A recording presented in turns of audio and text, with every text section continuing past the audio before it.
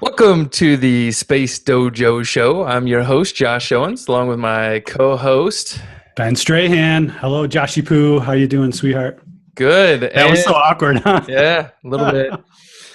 And we've got a second co-host, Ramsay Lanier, right? Yes, Did I say that wrong? Yes. It's Ramsay Lanier. It's Ramslayer. Ramslayer. That's what it is. Yep. I totally butchered That's my D&D character's name. it. And the special guest this week is Wes. Welcome, Wes. Thank you. Hello, everyone. Woo! So I've debated. How do you say your last name? Is it just Bos? Nope. Boss. Yeah, it's Boss, like double S. It's about a 50-50 shot. Most people say, or I guess half of them say Bos, but it's Boss. So the thing is, I always get names wrong, and so I just assume when I saw your name, I thought it was Boss, and I thought, oh, that's probably wrong. That's probably wrong. terrible. Yeah. Nice. All right. Wrong again. So yeah, Ramsay. For people that aren't familiar with you, where are you from? What do you do? I'm a senior developer at a creative digital agency in DC. So I do mostly front-end development and increasingly more back-end stuff as well. Yeah. Company's called Include, NCLUD. What about you, Wes? So I'm up here in Canada. I live in a city called Hamilton, it's just outside of Toronto. And I do a whole bunch of stuff, but you can probably break it down into I help companies build stuff with front-end technologies. I'm pretty much a full-stack JavaScript guy. And then I also teach people to build stuff with JavaScript and CSS and HTML. So I do teaching at a boot camp and a part-time class here in Toronto called HackerU. And then I also have a couple of products myself. Yeah, nice. So you have React for Beginners. That's actually how I heard about you. Yeah, I launched that one a couple of months ago, and it's been doing really well. Nice. Yeah, that's awesome. Yeah, so I thought it'd be fun to get together and focus on React. And I know that this used to be the Meteor Club podcast, and the last time we talked about it, we kind of had a Meteor focus, and maybe this time we don't have a Meteor focus. And we just kind of talk about the ecosystem and how people can get started, and just generally kind of debating the finer points of React as well. Yeah, absolutely. Let's do it, man. Sounds great. Let's go. All right. So what's React again? Yeah. Right. Just joking. Can I use Angular with it? Wow. This is going to turn into the hot dog debate all over again. Wow. Yeah, totally. So, Wes, some people might know you from your YouTube channel. Yep. And I remember back in the day first hearing about you with your Flexbox video tutorials, CSS. What were you primarily like a front-end guy at first? I guess like in my entire history of web development, or I've always been doing front end development. I've been doing it for over 10 years now. And I've done quite a bit of my early days. I did quite a bit of PHP and WordPress and Cake PHP and CodeIgniter and all that. But about 5 years ago, I kind of took a look at the landscape and saw JavaScript, and I'm like, it started to become more popular, and I started seeing it being deployed to like what Node was. Like I remember downloading the first version of Node ever. So I was like, I really need to just double down on JavaScript and front end technology. So that's been my focus for the last couple of years. Very cool. Very cool. Yeah, I was curious. I'm assuming that everyone kind of knows what React is here. So I won't dive into that stuff, but one thing that I was curious about is from the designer perspective, and Ramsay, like you're down for this too, because you got a similar history as Wes, right, Ramsay? Yep. Yeah. I do. Yes. Very cool. What do you two guys see as the adoption for React with designers and front end developers? Yeah. I've seen pretty good adoption here at work. We don't use React in anything in production just yet, but been doing a lot of side projects, and we have everything from UX to visual designers, information architects, and they all have basic fundamental knowledge of like HTML, CSS, and so there was probably like a small learning curve when they saw JSX for the first time, but it's pretty similar to HTML. And then, as you know, I'm a big proponent of using CSS modules, so like it's not really that different, from regular web development, except for obviously like the logic and stuff that goes into React. But from a design standpoint, it hasn't been a challenge, I don't think. Really? I don't know. I've been seeing a little bit of a hesitancy from designers. Well, it's interesting you bring that up, because I think I saw, gosh, I wish I could remember where I saw this now, but there was like an analysis of like Angular versus React, and the fact that Angular is more HTML centric and they layer in some JavaScript, versus React is JavaScript centric and they layer in that HTML. And right. I find that very interesting, but I'm still of the mindset that, like, I don't know. I want to meet this mythical designer that has a problem with JSX. Like, I keep hearing like people are hesitant or worried about it, but I don't think it's a real issue. Like, yeah, well, I think what I see the barrier to entry is the tooling and actually writing quite a bit of JavaScript. And what I've seen in terms of designers picking up React is they're not going to start slinging Webpack and building their own like module setup and writing all the code. But where they can do is they can just jump in once you give them an object or an array full of data, and they can understand that you can loop over things. You get this data, you can create your HTML with that. I think with Angular, it's much easier because they're more comfortable in their HTML file, and JSX doesn't have ng repeat or anything to do logic. So you do kind of have to brush up on your on working with arrays. But yeah, I've seen it. Yeah, I would agree. I think probably the most confusing thing would be the lack of if, else, and while loops, having to use either calling functions inside the component or using ternary operators. And so, once you've seen the ternary operator and you're like pretty comfortable with both sides of the equation, it's pretty easily repeatable. So maybe like a crash course day of like, this is basically how the logic is kind of working, in this component. I mean, I've definitely written some pretty gnarly components that have a lot of logic inside of them, and I can see how it might be confusing. But as I've been using React more and more, you learn to make smaller components and make it much more manageable, I think. Very cool. So like Wes, outside of your React for Beginners, you do some in-person training, right? Yeah. And is that like training for people who are like brand new to web development? Yeah, that's most of the people who take my courses are people who are within the first year of being introduced to web development. So I get to see a lot of the pain points, and I think that's the reason why a lot of my video series are doing so well, is because I pretty much just write down things that people say that are hard and explain those to be pretty simple for them. Now, in those classes, are you guys teaching React? Not in that one. We don't have a React workshop just yet, but it's more focused around, like, we have a JavaScript course that I lead as well. It's more focused around fundamentals and understanding, like, what's the DOM and what are events, and regardless of what you're using, you need to understand that that's how JavaScript and the browser interact. Yeah. Do you think that, like, once they get past your class with JavaScript, and obviously they would know like HTML and CSS, do you think like React is something that like people would gravitate towards next?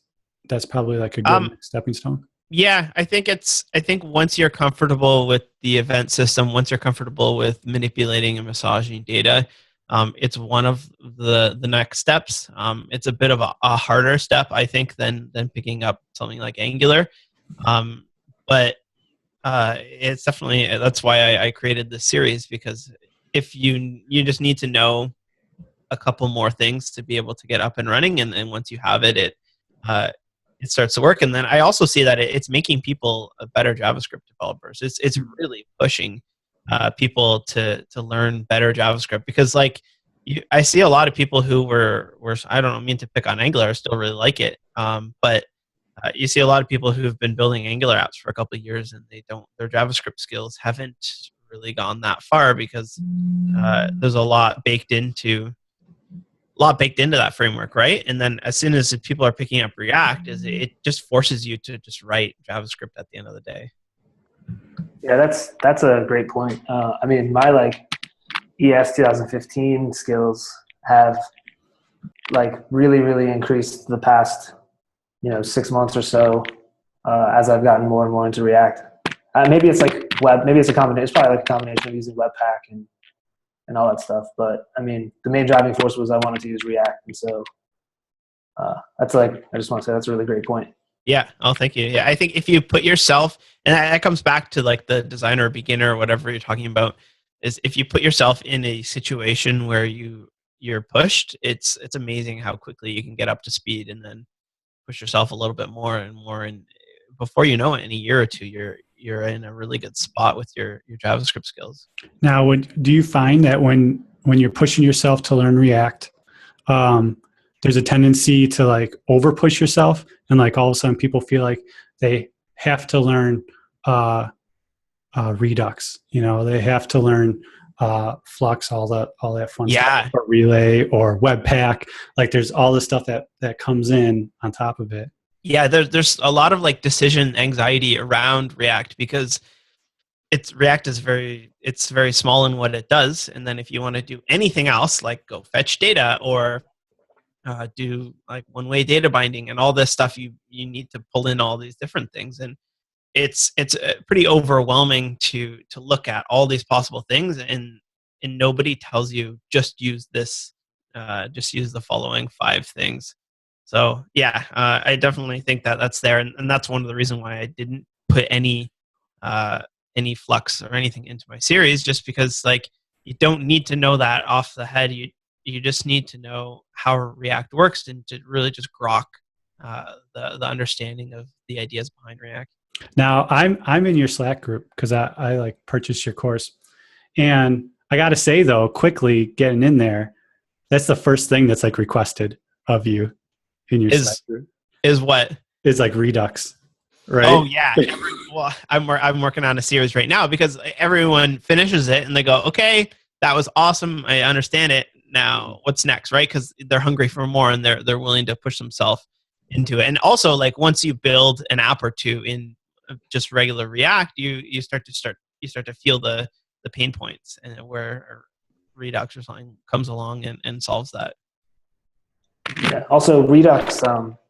I guess it might be nicer from someone who's just starting off web development and isn't used to non-functional programming. But Redux in itself, if you don't understand functional programming, is like really hard to kind of wrap your head around at first. And so, I mean, that's really I can definitely see why that's like number 1 on people's list after like just basic React. Yeah. Yeah, it's kind of interesting, because if you look at Redux itself, it's less than a year old, right? And so not even a year old. Yeah. So the idea for like Flux came out, I think, during React Conf last year, which was like January of last year, and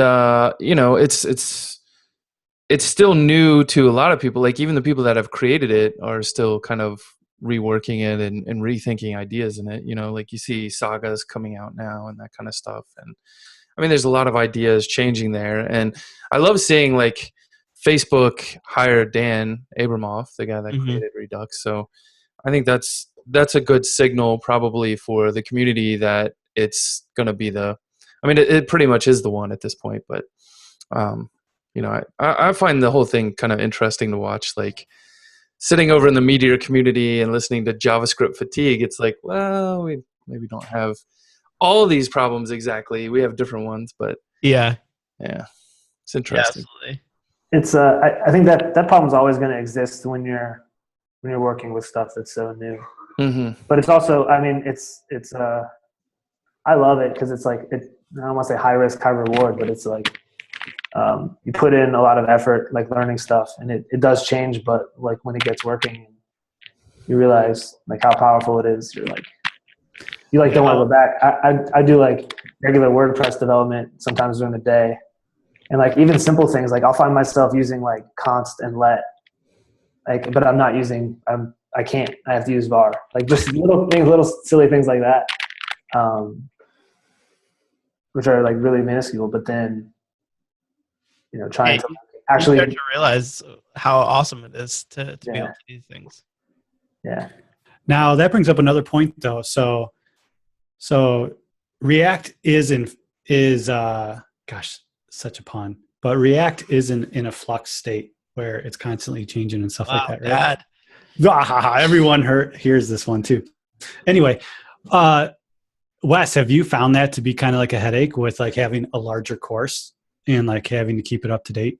Yeah, it's changing fairly frequently, and all the modules are like, I was just about to record my next one, and then there's a huge breaking change in React Router Redux, so I have to like put that on ice until that gets sorted out. But like they're really just figuring it out right now. So if we just stuck on what we knew 3 years ago or 2 years ago and said like this is the way, then we wouldn't be as well off. So it's definitely frustrating, but it's just it's part of it. It's been selling really well because it's React, but as things start to change and as the next couple of versions of React come out, I'm gonna have to continually be updating it. Yeah, like I remember watching it, and I think in 014 they kind of added the notion of higher order components. Yeah.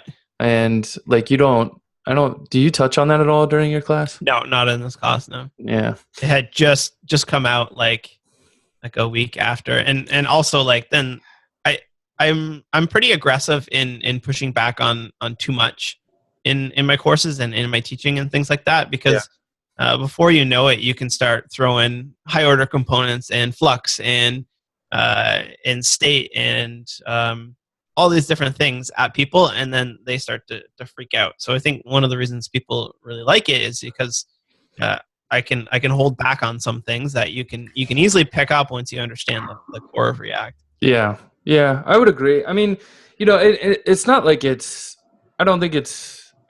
I mean, to bring up JavaScript fatigue again, I guess. I mean, all of the JavaScript landscape keeps changing at a pace that is definitely frustrating for a teacher who's creating products that are almost static once they've been released. I gave a Master of Meteor course. The last time I gave it, they had just come out with template level subscriptions, and people were switching to Flow Router. And like I haven't redone a class since then, and that class is out of date. And people are like, when are you going to change? Are you going to switch to React? Like, they always want something new or like up to the minute, up to date. Yeah, it's definitely frustrating, but at the same time, it's why I'm able to like break into this. Like I've been doing videos for 3 or 4 years now, but there would already be videos on everything, and I wouldn't be able to do that if it just stayed that way, right? Yeah, that's true. So like JavaScript fatigue introduces business opportunities, you say? Yeah, so for sure. Fatigued business opportunity, I guess, and we can manipulate this. and even for like people coming into web development, it allows them to like just jump in and start running with ES6 and React and all that stuff, and you don't have to like learn Backbone and things like that, right? So like it also gives people an opportunity. Like some of the people in the chat room who are like pretty good at React have only been front end devs for like a year or two, but it's allowed them to just kind of take the newest thing and run with it. Yeah. Cool. So do you have like a boilerplate for them that they like just like a repo that they clone and then you just... Not really. So it starts with a file called main.js, and there's nothing in there. And then I give them a browserify and gulp scripts, and they just type gulp, and then we code the entire thing from there. So there's not much boilerplate other than the tooling, which is not a focus of the course at all. Do people are people curious? Are they ever like, what does this stuff do that is going on behind the scenes? Yeah, I talk a little bit about like what it's doing, and I talk a lot about modules and how we import them and export them, because that is new to most people who are coming from jQuery, where they just stick all their script tags in there. It's not new to people who've been doing Node, because we've had that for years, but they're pretty curious, and I think at one point I'll probably do a tooling course, but I'm not satisfied with how hard tooling is right now, and I think it's going to get a lot easier. Yeah, it's a nightmare right now. I'm like working on trying to get Relay to work with like server-side rendering and with Webpack. Yeah. I once coded like an app just to get server-side rendering and hot reloading and all these things working, and like I think I had like 400 lines of code or something. Like it was bigger than my app to actually get it up and running. And I think that will change. So I think people hopefully React will endorse a certain tooling chain, and it will just work, and you just type Webpack or whatever it is to get up and running. That brings up an interesting thing. Like there is a lot of pain to get started. In the past, we talked about everything changing in React, or not everything, but it's changing as time goes on. It's not a 1.0 yet. Is it like a wise business decision for like larger companies to like integrate this? Should people like wait to learn React until like the dust settles a little bit? Or do you say like, now jump in now? Like, that's a good question. That's such a tough question. I mean, it obviously depends on the business. Wes is going to say yes because he has to. I can honestly see how it doesn't make sense for a lot of companies, because especially if you either have to train your current developers who don't know it, or you have to hire new developers. That's expensive. At the same time, like components offer like so a good team management. Right. So you really have to, like, if you have a large development team and you decide to do it, like you're just doing a cost benefit analysis at that point. You're like, well, how much are we currently spending time wise, on maintaining our application, and how much is React really going to save us? And then that becomes a problem if you don't know, how, like, if no one there knows really how to use React, they just hear about it. Like, then they have to like do investigation. Maybe you have to hire a consultant. It gets crazy. Yeah, I think that's with any technology you pick up. If I were looking at building an application now, I would probably start building it in React. And the reason why is, like, if you look at it 4 years down the road, you don't want to be regretting that you built it on some older, outdated technology. And with the sort of the uptake that React has had in the last 6 months or so, I would say the industry is definitely going that way. Yeah, I mean, from a durability standpoint, or whatever, I don't know if that's the right word, but I definitely don't think React is going to be going anywhere in the next couple of years. I'd be very surprised. Well, yeah, I mean, it's at the core of one of the largest technology businesses in the world, right? And I think that kind of means that it's going to stick around for a long time. Like Rails is not even part of one of the largest tech businesses, but it's still around because they're kind of backing it with their own money. So yeah, I mean, I've heard the Facebook argument is good, but I mean, what about like Google's Polymer or something? Like that didn't really catch on, did it? It hasn't, I think. But I've messed around with it, but different talk. But I still much prefer. I still think that's slightly different, than Like Angular certainly did catch on. Mm-hmm.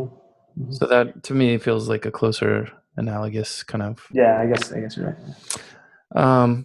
I'm curious to hear what you guys think about projects starting up. You guys touched on it, like, hey, like definitely like adopt React right now if you're starting a new project, because it's where you it's what you want to do if you're starting a project now, because in a year it's like gonna be even more stable and everyone's gonna be there.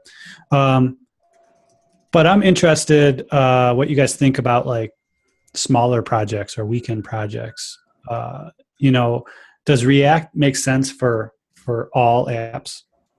Well, Yeah, go ahead.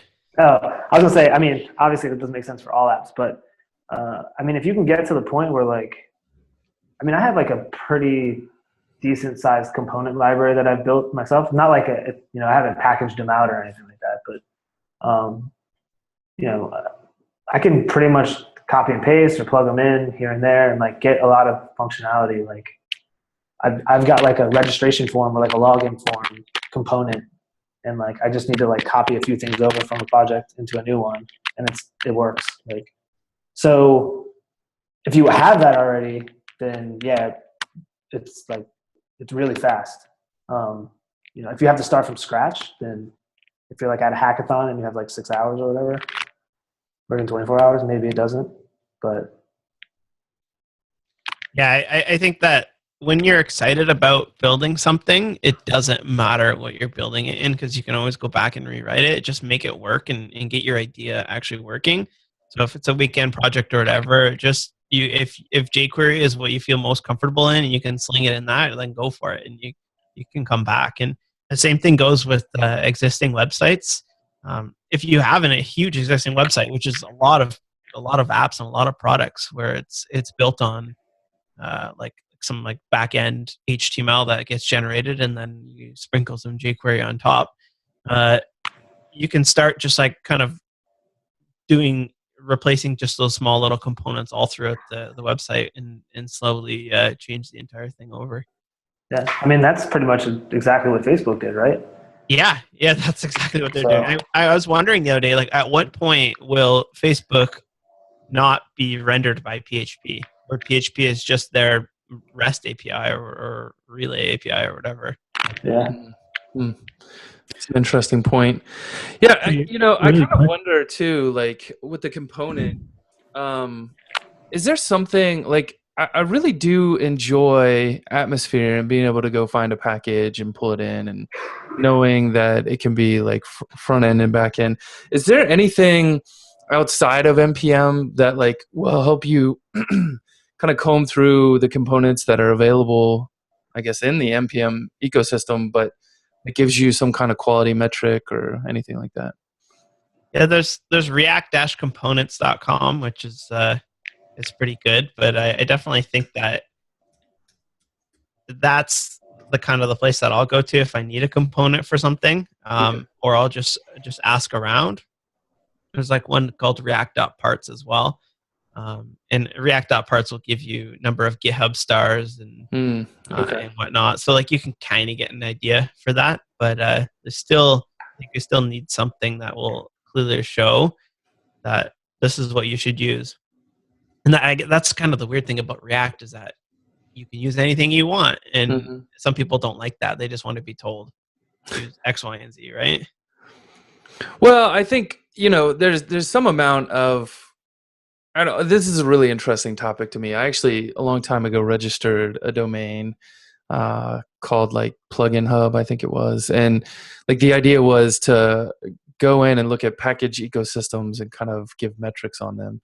And that stuff I think matters to some degree, because as a developer, you don't want to pull in something that's abandoned or not being maintained, and like that's not always super obvious.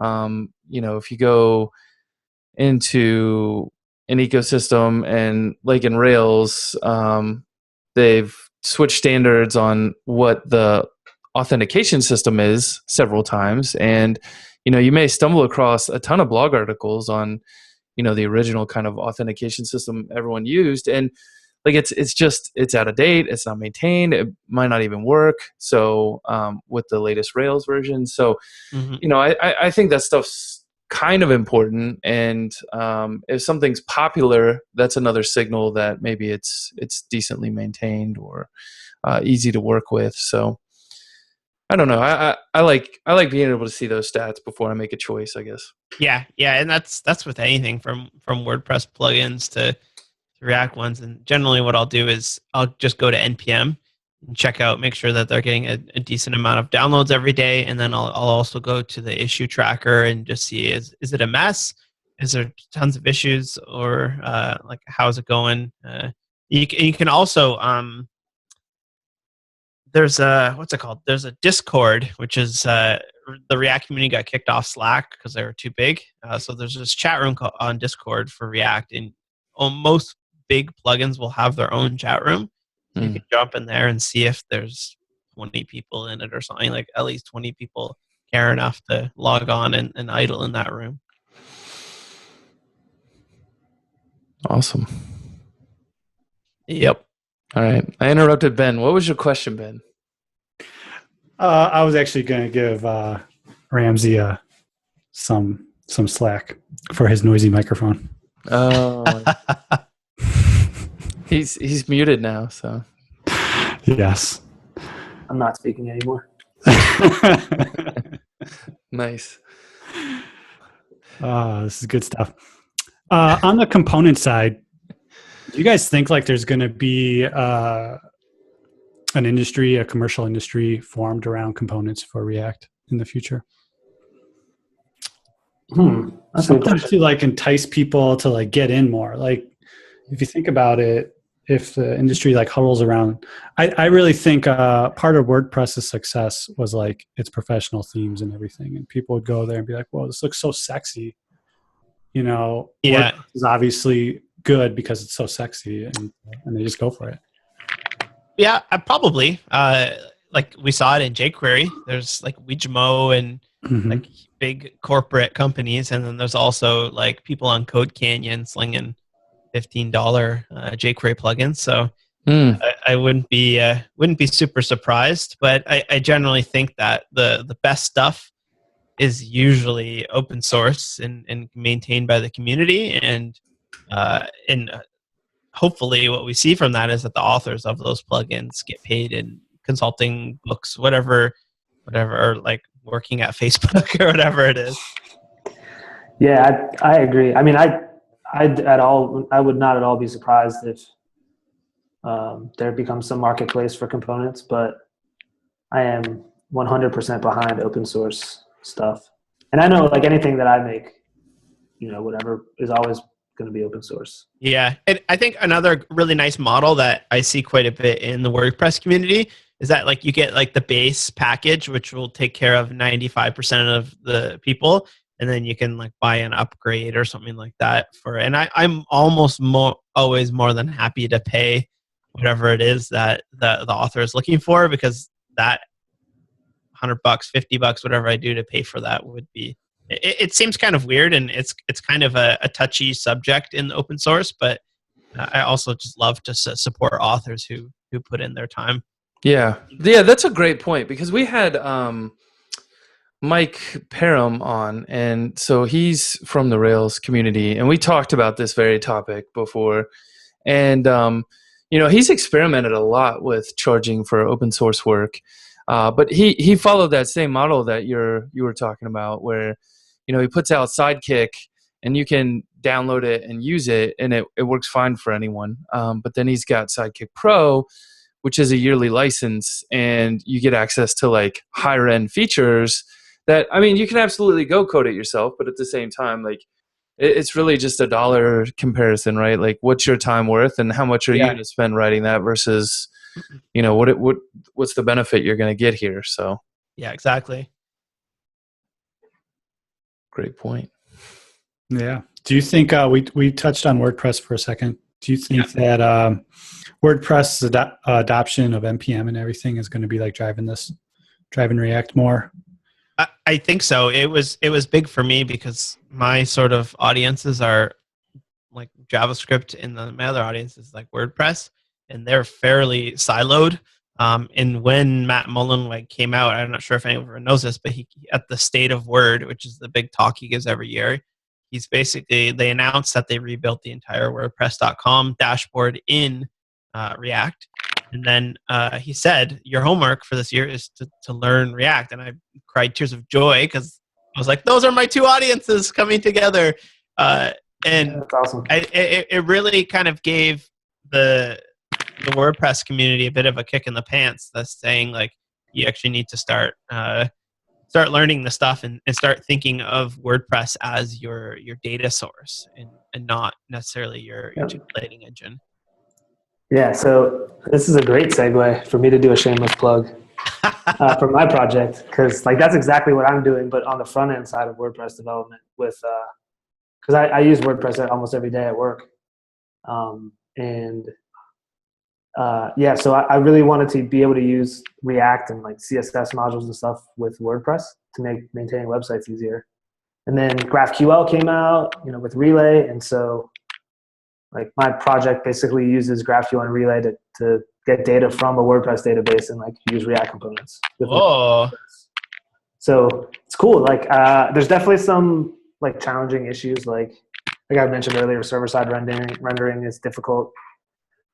SEO is like a huge deal with WordPress.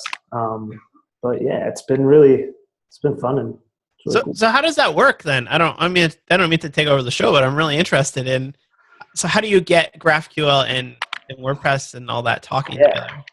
So I'm using something called Sequelize, which you basically give it some connection settings, and it basically reads your WordPress or any SQL database. Oh, you connect right to the database. Yeah, it basically will read your tables, and you can create relationships between the tables, and then it gives you queries that return promises. And so in GraphQL, when you're writing your GraphQL schema in your resolve function, if you're familiar at all with GraphQL, in your resolve function, you're just writing like this Sequelize query that returns a promise, and then you're using Relay to like pipe that through to your React components. So it's actually, I wrote an NPM module that actually all you have to do is give it your WordPress connection settings. So basically exactly what you would put in your WP config file.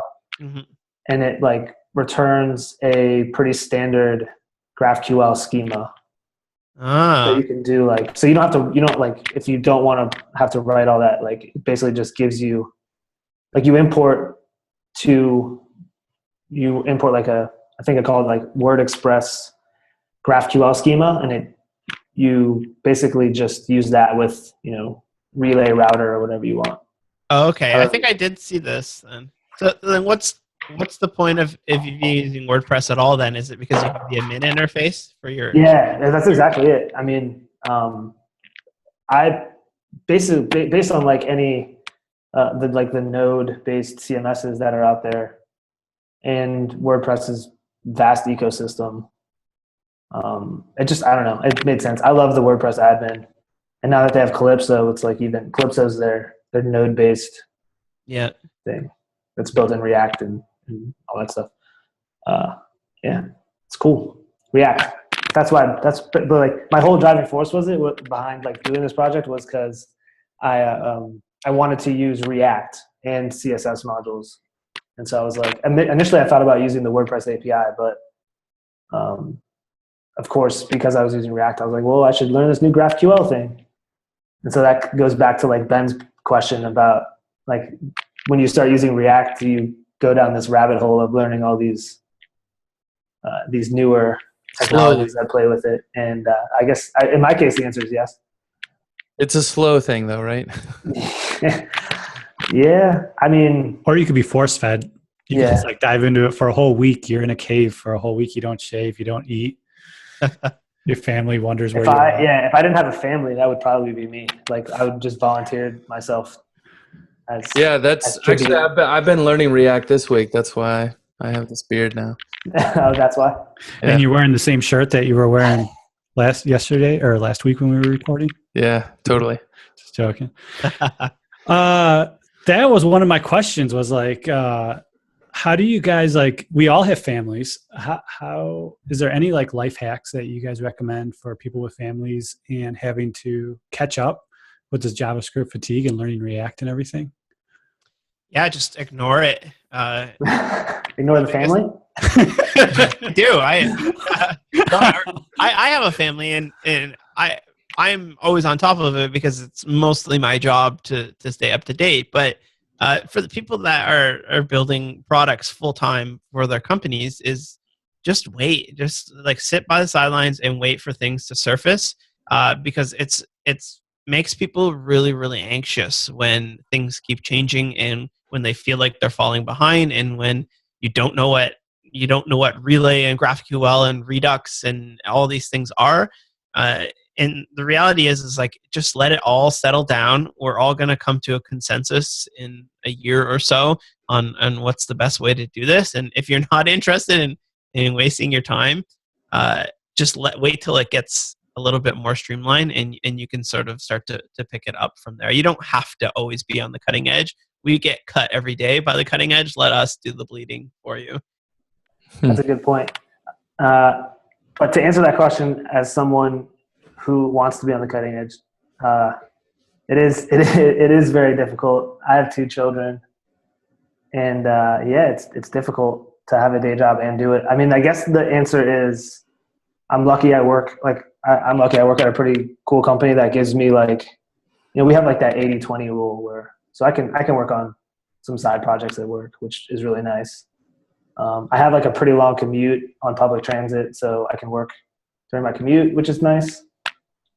I don't sleep very much, so I'll probably die when I'm 60. But I don't know. The important thing, though, is to try to stay healthy during all of this.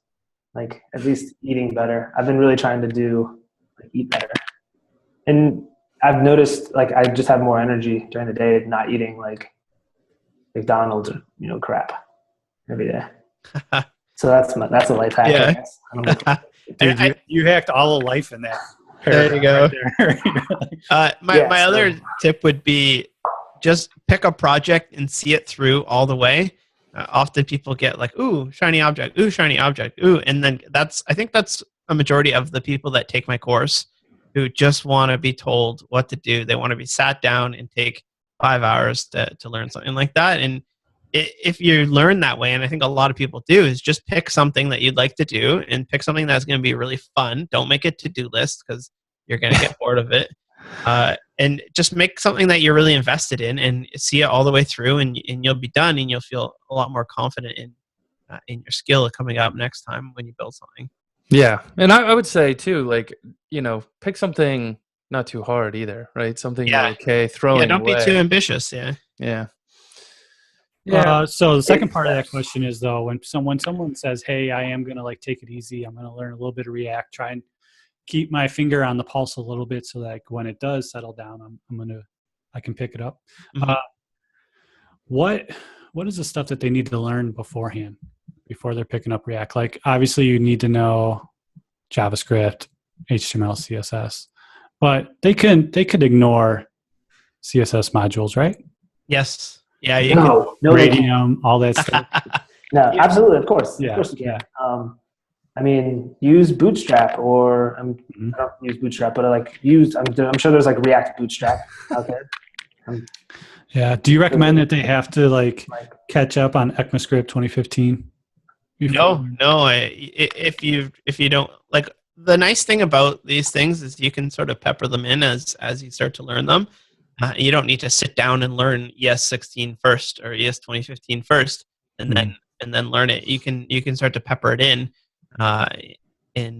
as you go along, or you see little samples here and there, and you can start to fold your own learning. That's a good point too, because I think if you're going to pick up a React project, you're going to have to, if you do want to use ES 2015, you're going to have to do something to compile it down and make it work in the browser. So, that would likely add another layer of complication. Yeah. Well, with any React that you're doing this day, you pretty much need a build step, just because the JSX can't be done in the browser anymore. Mm-hmm. So you do need some sort of a build step, or you need to use one of these React online editors. Yeah, I think that's like the biggest hurdle, probably for anybody is the actual, getting Babel and whatever they're using, Browserify or Yeah. Webpack. And like, if you don't know where to look, I mean, you probably don't even know to Google Webpack or Google, Babel, or even know what Babel is. And then you're looking through the Babel documentation, which if you know JavaScript and you're familiar with it, the documentation is really great. But if you're coming in with a blank slate, it's like, what do I use? What's this Webpack thing? I thought Gulp was the thing. Yeah. Everyone's it's such a bummer when you just want to have some fun and you probably have 3 hours on a weekend to learn something, and all 3 hours go to Webpack. You piss it away on that, right? So yeah, that's exactly why I start off my tutorial with tooling, because it's no fun to get stuck in that. You just want to get learning how React works and build some fun stuff. Yeah. Now, is this a case for Meteor, you guys? Yep. Yeah, I mean, here's the thing I'll say: if tooling bums you out, then yeah, probably it is a case for Meteor. If it doesn't bum you out, or you enjoy that, or Webpack configs get you excited when you wake up in the morning, like absolutely, like go do something else. Don't use Meteor. Or frankly, you want to be on the most bleeding cutting edge you can be, then yeah, like you probably be doing your own tooling and trying to figure it out. Yeah. Like that's the whole thing with Meteor, is like it provides this happy path, and it's just enough cutting edge that it satisfies people. But there's always like that push. It's like, no, we want to be completely on the cutting edge. And it's not like that. Like you got to roll your own then. Yeah, but like you also look at things like Ember, and Ember is cutting edge, and it works for them because they have this nice tool that allows people to actually get to writing software rather than muck around with tooling. Ember. I mean, I've said this probably every time I talk about using Webpack, but to a Meteor audience. Like if it wasn't for Meteor, I wouldn't be like at where I am now. Like Meteor gave me the like ability to get in doing full stack JavaScript development without worrying how to set up like a node server or use Express and all that stuff. And then once I like got that working, I was like, oh, well, I want to know how this works, 2 years after using Meteor or whatever. So yeah, Meteor's great for that. Yeah, Meteor. Ben's always pro Meteor. Right. Yeah. By the way, plug, everyone watch the Transmission podcast. What's that? Transmission podcast? It's like the coolest transmission podcast ever. So everyone wanted to know what's going down in the secret walls of MDG and everything, which is Meteor Development Group. Yeah, you did what my kids do there. I slide my way in there. I'd be like, yo, let's do a show directly with some core developers over there. Yeah. So that's what we do. Heck yeah. I'm Barbara Walters of the Meteor community. MDG. Barbara with the beard. Heck yeah. So I'm curious. Let's do some final thoughts. Yeah. On React and everything.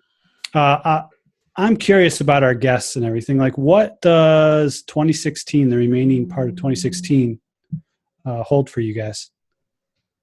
Well, I'll start that off. I'm putting out a whole bunch more content, both free and paid ones. So a lot of it will be on React, but quite a bit more on doing some stuff on just vanilla JavaScript. So people that just want to get better at just JavaScript without anything else.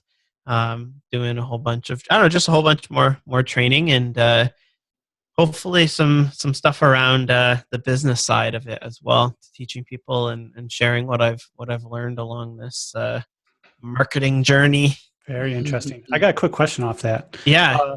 How do you determine when training should be a premium training course and when it should be free? Because you do have a pretty powerful YouTube presence. Yeah. I think, I don't know. I guess it's just what I think people will pay for and what I think people will sign up for, because my free ones you need to sign up for, and that is huge for me for driving sales to the paid ones.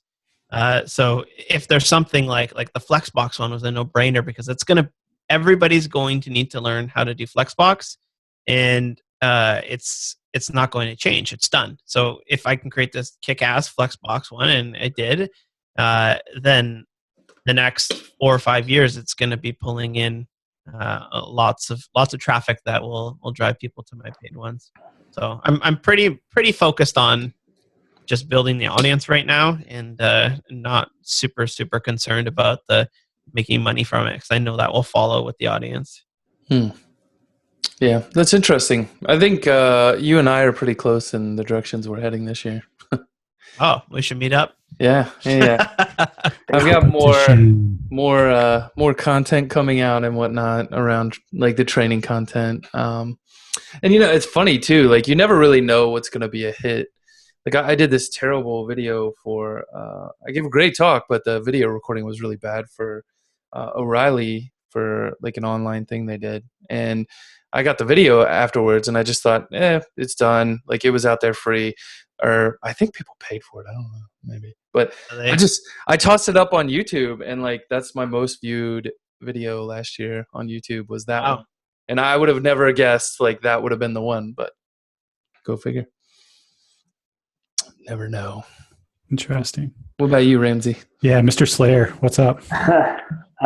I am going to continue fighting the good fight, trying to get WordPress development with Node and React.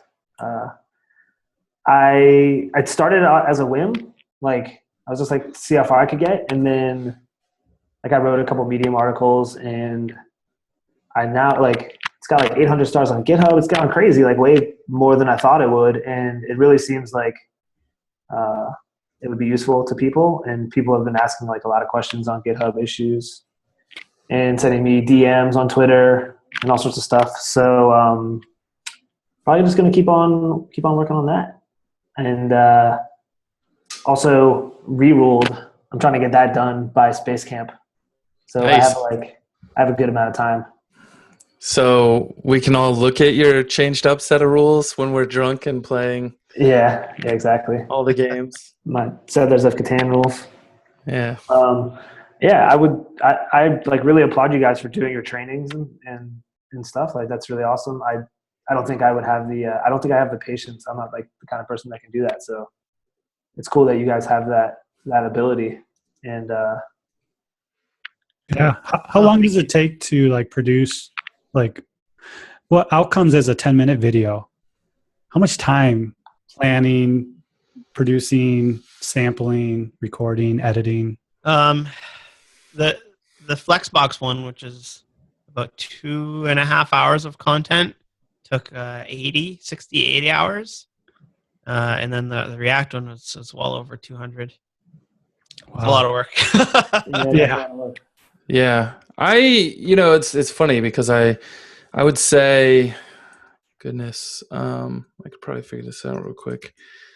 I didn't really track it very closely, but like the Mastering Meteor class, I know I gave like 6 times last year. So I generally try to cheat and I'll do a live class and I'll record it.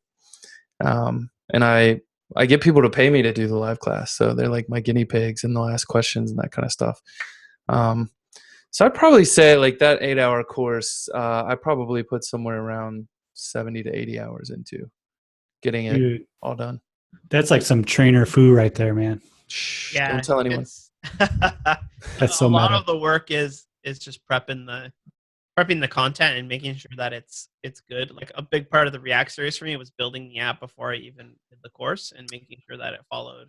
Yeah, like if a video looks good, chances are someone's just looking at code as they're doing it, right? Like I've got 2 screens and I keep my like master code up on the screen no one can see, and like I'm going along and explaining as I'm like typing, and sometimes I'll paste things in, but yeah. Awesome. All right. So everyone at this roundtable, I'd assume that you guys recommend people learning React over Angular too. Yes. Yeah, whatever works for you. I still guess. really like. I really like Angular as well.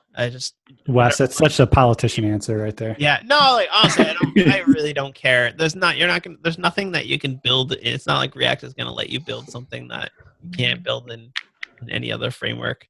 Yeah, I really like React, and I think it's great. But you should do your own investigative work and see what works for you. Indeed. Sounds good. All right, guys. So if people want to follow you on Twitter, what do they do? Where are you at? I'm at Wes Bos, WESBOS. And I am at Very Bad Hello. Very Bad Hello. Nice. Yes. Awesome. You just gained a follower. What? Where's Ben? Where's your Twitter? Come on, Mine? Strahan. Low-Benster. Low dash. Low dash. BENSTR. Or underscore for those that. Import. Yes. Import underscore from. Oh, I see. Yes. Underbar. I already pressured Wes into following you. Nice. It's okay. I filtered it. Why is there an underscore in front of your Twitter handle? Are you like a private function or something? No, it's because I'm Benster everywhere. It's the first three of my first and last name. But someone took it. Some dude in China that only's done 2 tweets in the last decade. That's the worst. Isn't that the worst? First world problems. So it's like underscore. I figured that's the developer way of doing it. And if I was a politician, I would do the real Benster, but I don't want to be like that. You have to have at least like 10,000 to 20,000 followers before you put Real. Real. Yeah. Yeah. Or at least be like verified. Yeah, verified. There you go. All right, guys. Well, I want to say thank you for coming on the show. I know Ben's got a meeting he's got to get off to. So. All right, team. Thank you so much. This was an awesome talk. Yes. Thanks for having me. It was fun. Yeah, and we'll see you next time. We're going to have Richard Feldman from Elm Lang on, and we're going to be talking about Elm, so I'm super excited about that. Functional programming. All right. See you next time. This video has been a Space Dojo production. You can click the Learn More button to find out more about us at spacedojo.com. Or you can click the subscribe button to get notified about new videos we put out each week. Thanks for watching.